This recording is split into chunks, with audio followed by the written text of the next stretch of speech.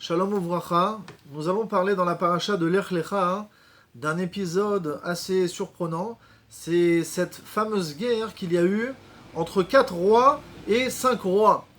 Et comme nous le savons, la Torah n'est pas un livre d'histoire. Et si elle nous raconte cette histoire-là, de cette guerre, c'est qu'il y a en fait un message là-dedans. Et notre but aujourd'hui, Bezrat Hashem, c'est de comprendre quel est ce but. Et à plus forte raison, lorsqu'on voit que Avram Avinu, il va risquer sa vie et il va rentrer dans cette guerre-là. Pourquoi? On va essayer de le comprendre si Dieu veut. La guerre qui a opposé les 4 rois contre les 5 rois, un des 4 rois, c'était Amraphel. Amraphel, qui, on l'appelle autrement Nimrod dans la Torah, c'est celui qui se révolte contre Dieu. Mered, c'est la révolte. Et pourquoi est-ce qu'on l'appelle Amraphel? C'est en fait un nom qui est composé de 2 mots. Amar, Paul. C'est celui qui a dit à Avram Avinu, tombe dans la fournaise ardente. La fournaise ardente, on va l'expliquer ultérieurement, quelle était cette épreuve-là de Avram Avinu. En tout cas, 4 rois qui font une guerre contre 5 rois. Pourquoi? On ne sait pas vraiment pourquoi. Il y a des révoltes, pendant 12 ans, ils ont servi un des rois qui s'appelle Kedar Laomer, et ensuite, il y a eu une accalmie, 14e année, de nouveau une révolte. Où est-ce qu'ils ont fait cette guerre-là? Ils l'ont fait dans une région que tout le monde connaît qui s'appelle Yam HaMelach, c'est la mer morte. Les 4 rois remportent, ils gagnent la guerre, c'est la victoire, contre les 5 rois. Et donc de là, la Torah nous a dit que malgré qu'ils étaient inférieurs, ça nous montre leur grande puissance, c'est qu'ils ont réussi à combattre les 5 rois. Avram Avinu, il entend parler de cette guerre. Comment est-ce qu'il entend? Il y a Og. Alors Og, c'était un géant qui a survécu à la période du Maboul, du déluge avec Noach. Et il est venu dire à Avram, il lui a dit, sache que ton neveu Lot a été pris en captivité. Et il est là-bas au front, il a été pris en captivité parce que les 4 rois ont réussi la guerre et ont mené une bataille contre les rois de Sodome, la ville de Sodome, là où habitait Lot. Et donc sache que ton neveu a été pris en captivité. Juste après ces dires, Og, bien sûr il a voulu dire ça à Avram Avinu, pourquoi? Le Midrash nous raconte, c'est que Og voulait se marier avec Sarah, avec la femme de Avram. Donc il a dit à Avram, vas-y va au combat, va te faire tuer, comme ça moi je pourrais me marier avec Sarah. En tout cas Avram, il entend que son neveu il a été pris en captivité, et il part au front. Il va partir, il va faire des kilomètres et des kilomètres avec Eliezer et ses disciples pour partir et essayer de récupérer son neveu Lot. Bon, on peut quand même se poser la question, c'est vrai que c'était son neveu, c'est la famille, etc. Mais on sait que Lot c'était un grand rachat. Il a décidé d'habiter à Sodome pour aller suivre toutes les abominations et la débauche qu'il y avait dans cette ville. Alors pourquoi aller le sauver? Quelqu'un qui veut être rachat, laisse-le crever. Non, Avram Avinu, il part à sa rencontre. Pourquoi il risque sa vie? Et donc il va partir dans cette guerre. On dit qu'il part à la rencontre des 4 rois. Il va les combattre. Et il va, bien sûr, les vaincre. Et donc récupérer Lot. Alors pourquoi toute cette guerre? Pourquoi est-ce qu'Avraham Avinu il part, etc. Pour comprendre un petit peu tout cet épisode, il faut savoir un petit peu quels sont les antécédents de Avram. Alors, Avraham Avinu, il y a une marloquette dans le Midrash, à quel âge est-ce qu'il a fait tchouva? Il y en a qui disent qu'à 3 ans il a fait tchouva, il y en a qui disent qu'à 48 ans il a fait teshuva. C'est-à-dire qu'il a fait teshuva, il n'y avait aucun séminaire à l'époque, il n'y avait pas de cours de Torah sur internet, il n'y avait rien du tout. Alors comment est-ce qu'il a fait tchouva? Il s'est dit par réflexion, et ça tout le monde peut y arriver, Vadaï, évidemment qu'il y a quelqu'un qui dirige ce monde. Le monde ne peut pas être dirigé tout seul, naturellement. C'est pas possible. De voir la terre qui tourne autour du soleil, de voir la végétation, de voir les animaux, de voir toutes ce qu'il y a d'extraordinaire dans la nature, c'est évident qu'il y a quelqu'un qui dirige tout cela. Qui est-ce qui dirige tout cela? Alors, à l'époque, on dit qu'Avram Avinu lui-même, c'était un idolâtre, et il servait le soleil. On dit que le soleil, c'était la divinité, la grande divinité dans le monde. Et tout le monde servait le soleil. Or, comment est-ce qu'on dit le soleil en hébreu? On l'appelle Shemesh. qui est-ce qui a appelé le soleil Shemesh?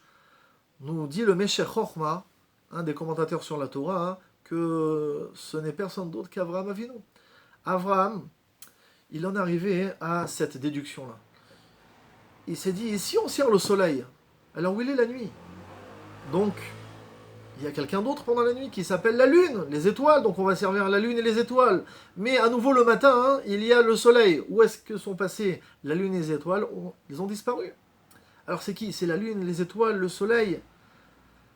Avraham Avinu, il nous dit comme ça, il nous dit en fait que le soleil, ce n'est personne d'autre qu'un serviteur de Dieu qui a créé le ciel, la terre, le soleil, etc. Donc en fait, le mot Shemesh, qui veut dire aussi Shamash, c'est un serviteur, c'est le serviteur de Dieu. Et donc les gens, ils avaient fait un amalgame, ils se sont dit, on va servir le serviteur de Dieu, et comme ça on sert Dieu. Avraham Avinu, il a dit non. On peut arriver à en faire des erreurs et à croire que le soleil lui-même c'est une divinité. Et donc Avraham Avinu, il a décidé de dire et de proclamer autour de lui, il y a un créateur, Hashem Echad ou Shmo Echad. Il y a un créateur qui est unique, il n'y a personne d'autre qui peut le ressembler, personne d'autre qui peut le devancer. Et ça c'est Akadosh Baruch Hu. À partir du moment où il en arrivait à cette réflexion et il en était convaincu, son but ultime à travers toute sa vie, c'est de diffuser, de proclamer le nom divin là où Avraham Avinu va se heurter, il va rencontrer des gens, etc. Là où il va aller, il va proclamer le nom divin. Il n'a plus peur de aucune personne autre que Kadosh Baruch Hu. C'est pour ça que quand il va voir des dieux, des empereurs, des rois, etc., il va leur dire, c'est Akadosh Baruch Hu qui est Dieu. Alors, le Midrash nous raconte quelques histoires qui sont connues, mais c'est toujours bon de les répéter. C'est que Avraham Avinu, il avait un père qui s'appelait Terach et qui était un marchand d'idoles. Il avait un magasin dans lequel il vendait des idoles. C'était un grand idolâtre, son père. Et un jour, son père, il a dû s'absenter, et donc il lui a confié le magasin. Un client rentre dans le magasin pour acheter une idole, et il demande à Avraham quel est le prix de cette idole. Avraham, il lui dit, quel âge tu as? Le gars, il lui dit, mais quel rapport avec le prix de l'idole? Je te demande quel est le prix, toi tu me demandes quel est mon âge? Il dit, ouais, je voulais juste savoir quel est ton âge. Il dit, bon, j'ai 40 ans. Il dit, franchement, tu me fais pitié. Hein. Quoi, je te fais pitié? Pourquoi? Avraham, il lui explique et il lui dit, regarde, t'as 40 ans. Cette idole-là, hein, elle a été confectionnée il y a 2 semaines. Quelqu'un qui a 40 ans, hein, il va servir une petite pierre qui a 2 semaines. T'as pas honte? J'ai pitié de toi! Et le gars, hein, il partait en courant, et un client après l'autre, jusqu'à ce que Avraham Avinu, il a décidé, juste avant qu'arrive son père, de faire un petit coup à son père. Il a cassé toutes les idoles qui étaient dans le magasin, et il a mis un bâton dans l'idole qui était la plus grande et la plus forte.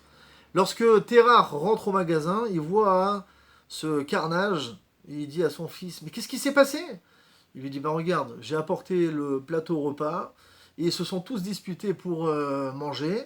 Les idoles, elles ont dit, non, c'est d'abord pour moi, d'abord pour moi. Et ben tu vois, il y en a une qui était plus grande que toutes les autres, et tu vois, elle a encore le bâton dans ses mains, elle a massacré tout le monde, et elle a dit, le repas sera pour moi. Et Terach, il lui dit, tu vas arrêter de me raconter des bêtises comme ça. Et Avraham Avinu, il lui dit, écoute alors papa, écoute ce que tu es en train de dire. Tu es en train toi-même de dire que des idoles, ça ne vit pas. Elles ont une bouche, mais elles ne peuvent pas parler, elles ne peuvent pas manger. Alors pourquoi en faire des divinités? Terach, furieux, il se dit, mon fils, il a besoin de faire tchouva et de le remettre sur le droit chemin. Alors, Terach, il emmena son fils, Avraham, chez Nimrod. Nimrod qui était le roi de l'époque, qui était le roi de Bavel. C'est ce fameux roi qu'on a appelé Amraphel précédemment. Et donc Nimrod, il dit à Avraham, qu'est-ce qui se passe? J'ai entendu que tu fais des problèmes, que tu ne fais pas d'idolâtrie, que toi tu dis il y a un Dieu qui est unique, etc. Qu'est-ce qui se passe avec toi? Il dit, ben oui, Hashem Echad ou Shmo Echad, on ne peut servir aucune autre personne que Akadosh Baruch Hu. Il dit, mais attends, tout le monde sert le soleil. Il lui dit, ok, mais le soleil, la nuit n'est plus là. Il dit, alors qu'est-ce que tu proposes, Avraham Avinu? Qu'est-ce qu'on va servir? Et ben, Avraham Avinu lui dit, ben si déjà, on va servir le feu. Ok, alors si toi aussi tu sers le feu, je te laisse vivant. Mais sinon, je te condamne à mort. Abraham Avinu a dit, attends, 2 minutes. Mais l'eau, elle éteint le feu. Alors si l'eau, elle éteint le feu, viens, on sert l'eau. Nimrod, encore armé de patience, il dit, ok, on va servir l'eau, mais à condition aussi que toi tu sers l'eau. Mais si déjà, c'est qui apporte l'eau? C'est les nuages, alors viens, on sert les nuages. Et donc le vent, etc., jusqu'à ce que Nimrod, il perde patience, et il décide de tuer Abraham Avinu. Pour le tuer, il dit, tu n'as pas voulu servir le feu, alors tu seras tué par le feu. Et donc ils ont fait une fournaise ardente. Pendant 15 jours, ils ont alimenté le feu, jusqu'à ce que personne ne pouvait s'approcher de cette fournaise tellement elle était brûlante. Maintenant, petit problème technique. Puisque c'est tellement chaud, qui c'est qui va mettre Abraham Avinu dans cette fournaise? Et là, donc, ils ont décidé d'inventer un système qu'on appelle aujourd'hui une catapulte. Et donc, ils ont envoyé Abraham Avinu dans cette fournaise ardente. Et bien sûr, Akadosh Baruch Hu, là, il a fait un miracle. Il a sauvé Abraham Avinu des flammes de cette fournaise. Les flammes ont brûlé juste la corde. Et on dit qu'Abraham Avinu, il dansait dans le feu et qu'il est sorti sain et sauf. Lorsqu'il est sorti sain et sauf, on peut tous s'imaginer la claque, la honte que Nimrod, que Amraphel a dû avoir à ce moment-là. Et là, Abraham Avinu, il sort de la fournaise ardente et il dit à Nimrod, il lui dit, tu vois, à Kadosh Baruch Hu, Hashem Echad ou Shmo Echad, il y a un Dieu.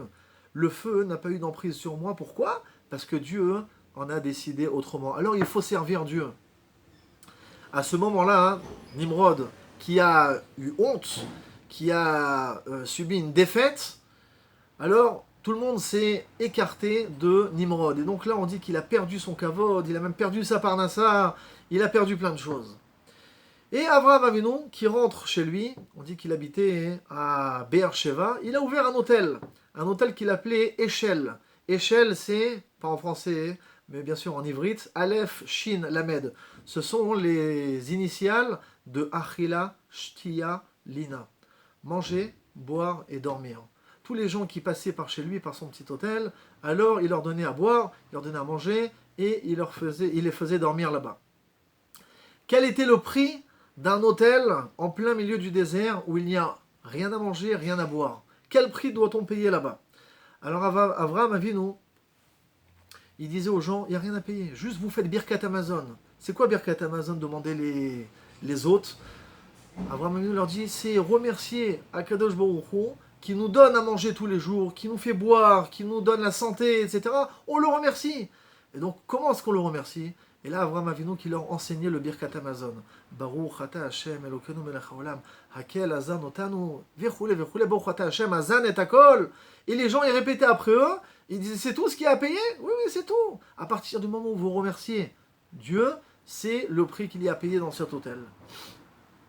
Mais par contre, celui qui ne voulait pas payer, alors là, la note, elle était assez salée. Trouver de l'eau dans le désert, c'était pas évident. Trouver à manger dans le désert, c'est pas évident.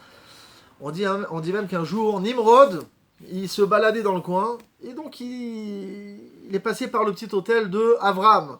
Et lorsqu'il est passé à l'hôtel là-bas, on dit qu'Avram Avinu, il lui a sorti une note à la fin avec quelques centaines de millions de dollars. Nimrod, il lui a dit, bon, t'abuses quand même. Il lui a fait Birkat Amazon. Bien sûr, Nimrod, qui c'est le rebelle contre Dieu, il ne va pas faire Birkat Amazon. Mais il lui dit, je comprends pas, pourquoi de centaines de millions de dollars? Ça va, faut pas exagérer, je comprends que trouver de l'eau au milieu du désert, c'est cher. Il dit, regarde, je vais t'expliquer la chose suivante. Je dis à tous les invités, tous les autres qui sont arrivés dans cet hôtel-là, je leur dis la chose suivante. Je leur dis que c'est Dieu qui nous donne à manger. C'est Dieu qui nous donne à boire. C'est Dieu qui nous donne la santé. Donc en fait, vous remerciez Dieu et Dieu, il paye pour vous. Mais toi, Nimrod, tu te prends pour un Dieu. Alors en fait, je t'ai juste fait l'addition de tous les gens qui sont passés dans cet hôtel-là. Et donc, puisque c'est Dieu qui doit leur payer et que toi, tu te prends pour un Dieu, donc toi, tu dois payer pour tout le monde. Et là, bien sûr, Nimrod, il a dit, bon, je veux bien, là, tu m'as eu, mais j'ai pas autant d'argent sur moi. Tu me fais pitié. Un Dieu qui n'a pas assez d'argent sur lui. Mon Dieu. Nimrod, sur ses faits, il a signé un contrat à Avraham Avinu comme quoi je certifie ne pas être un Dieu ni à mi-temps, ni à plein temps, et il remet ce contrat entre les mains d'Avraham Avinu, et comme ça Nimrod il est parti honteux. Une fois qu'il est parti, Nimrod était furieux de cette défaite, déjà de la fournaise ardente, d'être passé par le petit hôtel d'Avraham Avinu et d'avoir signé un contrat. Il s'est dit, il faut que je trouve quelque chose pour coincer Avraham, c'est pas possible. Et donc là, il cherche une idée, qu'est-ce que je peux faire? Et il trouve une astuce ingénieuse. Il s'est dit, attends. Avraham Avinu, il n'a pas encore d'enfant. Il n'a pas d'héritier. Mais il a un neveu. Et ce neveu, il lui ressemble comme deux gouttes d'eau. Qui anashim achim anachnu. Comme ça, Lot avait dit à Avraham, nous sommes des personnes qui se ressemblent. Donc ils se ressemblaient comme deux gouttes d'eau. Donc, Nimrod, il s'est dit la chose suivante. Il s'est dit, je vais capturer Lot. Je vais faire croire à tout le monde que c'est Avraham. Je vais l'emmener de ville en ville. Et il va dire, voilà, je suis Avraham. Je me soumets à l'autorité de Nimrod. Je sers le soleil. C'est le dieu soleil. Et comme ça, je vais faire croire à toute l'humanité que Avraham Avinu est sous ma tutelle. Et que je le commande. Et comme ça, je vais pouvoir récupérer de la prestance et de l'audience, et que je vais passer à la une des journaux, etc., etc. Maintenant, pour capturer Lot, donc il faut partir en guerre. Et donc c'est la raison pour laquelle il va faire cette guerre, pour partir, pour essayer de récupérer, de vaincre le roi de Sdom, parce que Lot, il habitait là-bas, et donc d'avoir Lot sous sa tutelle. Et donc, Bémet, Nimrod, accompagné d'autres rois, partent en guerre contre 5 autres rois, donc, dont le roi de Sdom. Ils arrivent à les vaincre et donc à récupérer Lot. Og va dire à Avraham, sache que ton neveu a été pris en otage. Et là, Avraham Avinu, bien sûr, il se dit, bon, mon neveu, bien sûr, c'est un rachat, je ne vais pas risquer ma vie pour sauver le rachat, mais là, il y a quelque chose d'autre. Avraham Avinu, il avait compris le stratagème de Nimrod. Il s'est dit, je sais pourquoi il a pris Lot en otage. C'est parce qu'on se ressemble, et donc il veut faire croire à tout le monde que Avraham Avinu, qui proclame le nom divin dans tout le monde entier, et bon, aujourd'hui, il s'est rétracté, et il est d'accord de faire de l'idolâtrie, de servir le soleil. Avraham Avinu, il a compris, donc il part, il risque sa vie, pourquoi? Pour faire du Kiddush Hashem. C'est le but ultime de Avraham Avinu, de diffuser le nom divin dans le monde entier. Là où il peut, il va diffuser le nom divin. Et donc il part à la rencontre de Nimrod pour aller chercher son neveu. Il part avec Eliezer, avec tous ses disciples, et ils partent en guerre. Et bien sûr, Avraham Avinu n'a pas froid aux yeux. Malgré que les 4 rois ont réussi à vaincre les 5 rois, donc ils sont très forts, Avraham Avinu, il arrive et donc il se heurte à ces 4 rois. Comment maintenant Avraham Avinu, qui est accompagné de 318 élèves, peut combattre une armée, le Midrash nous dit, de 2,5 millions de personnes? Comment c'est possible? Avraham Avinu, il a dit, maintenant, je suis arrivé devant ces 4 rois, je dois faire Maïshtadlut, un effort humain. Et donc il a dit à Eliezer, qui l'accompagnait, il lui a dit, regarde, il y a du sable par terre, il y a de la terre, prends-la et on la jette.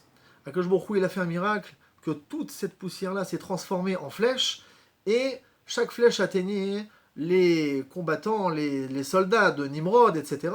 Et donc comme ça, il a pu remporter la guerre. À partir du moment où il a remporté cette guerre-là, bien sûr, il a rencontré le roi de Sdom qui avait pris en otage Lot. Il a rencontré Nimrod qui avait pris en otage Lot, et donc il récupère Lot. Et c'était ça son but ultime, c'est pour ne pas que Nimrod commence à diffuser, faire une propagande d'idolâtrie dans le monde entier. Le but ultime de Avraham Avinu, diffuser le nom divin, faire du Kiddush Hashem. Alors, on ne s'appelle pas tous Avraham Avinu, mais on a chacun, avec son degré, avec son évolution dans la Torah et dans les mitzvot, la possibilité de faire du Kiddush Hashem. Comment est-ce qu'aujourd'hui on peut faire du Kiddush Hashem et diffuser le nom divin dans le monde entier? C'est en appelant des gens qui sont un peu loin de la Torah, sur lesquels on peut avoir un impact, sur lesquels on peut avoir une influence. Essayer de leur diffuser des shiurim, comme par exemple celui-là, et c'est un petit appel aussi pour essayer de diffuser les shiurim au maximum. Des shiurim des cours en vidéo qui peuvent avoir une influence sur votre famille, sur vos proches, etc., diffusez-les. Aujourd'hui, il faut utiliser la technologie justement pour avancer et faire amener le Mashiach Tzidkenu Bimera Beyamenu.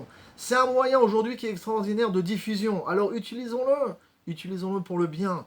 Parce que, on le sait, combien de désastres il peut y avoir avec cette technologie. Mais si déjà elle est là, alors utilisez-la pour le bien. Soyons des Avraham Avinu, de diffuser le nom divin.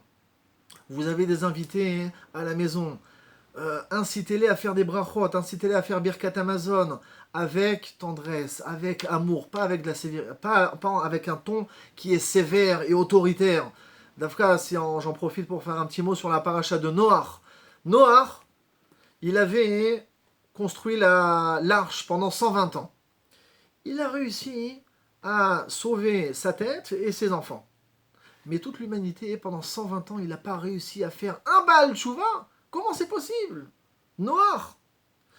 La Torah elle nous répond, elle nous dit que Et ha-Elokim italech Noach. Noach suivait Elokim. Elokim, on sait que c'est le nom de Dieu, mais c'est le nom de la Midat Adin, le fait d'être rigoureux, le fait d'être sévère. Et lorsque tu es sévère avec les gens et tu leur dis attention, si vous faites des fautes, vous allez être punis dans les flammes de l'enfer, etc., les gens ne peuvent pas supporter. Ils ont besoin d'entendre combien la Torah elle est bonne, combien la Torah elle est douce, combien elle fait évoluer l'homme. Parler positivement. Et c'est pour ça que Noach il n'a pas réussi à faire un Baal Tshuva. Or, Avraham Avinu, venez goûter des délices et remercier Akadosh Baruch Hu parce que c'est lui qui nous donne tout ça. Avraham Avinu, il a réussi, contrairement à Noach, à faire beaucoup de Baal et Tshuva. Alors, diffusons le nom d'Akadosh Baruch Hu en parlant de manière douce, de manière positive, toujours avec le sourire, toujours en étant agréable, parce que ceux qui sont un peu sévères, on a une tendance naturelle à être repoussé, on n'a pas envie de les côtoyer, qu'est-ce qu'il va me dire encore? Quel châtiment je vais avoir? Non, moi au contraire, les gens ils veulent entendre comment est-ce qu'ils vont pouvoir évoluer dans leur vie, combien leur vie va devenir plus agréable, on va apprécier, on va avancer. Alors, Be'ezrat Hashem, le grand message de la paracha, les Kadesh Shem Shamaim.